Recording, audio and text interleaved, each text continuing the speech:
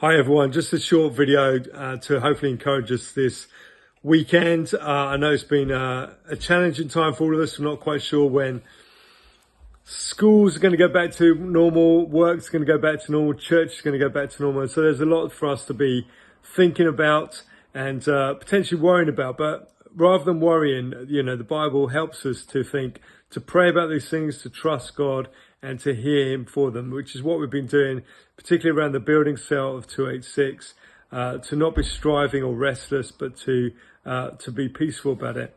And so chapter 3 of Ruth, the story of Ruth, is such that they've had a terrible time, Ruth and Naomi. They've lost everything and they arrive in this foreign land trying to find some space.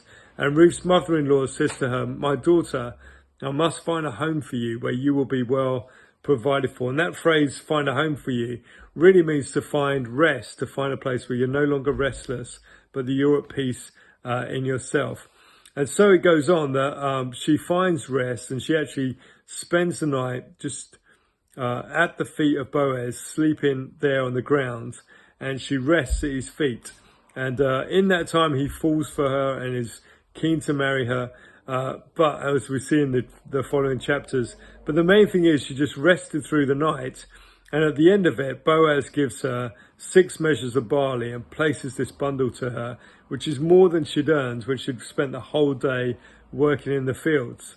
And at the end of the chapter, Naomi again says, rather than Ruth going out to chase after Boaz and see what his intentions were and so on, Naomi says to her, "Wait, my daughter, until you find out what happens, for this man will not rest until the matter is settled today."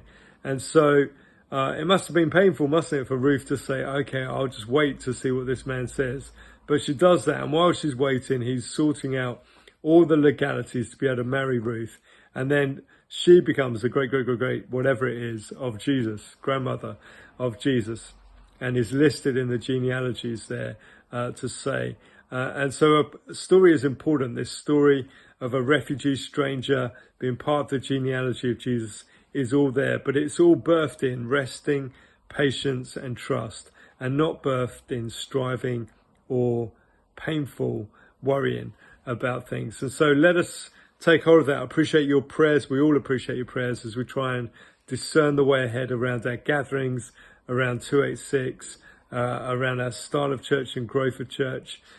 So thank you for all your prayers. But let's take hold of this. It's not about us doing things, but it's about what God will do through us as we rest and we trust in him. Have a great weekend. God bless everyone.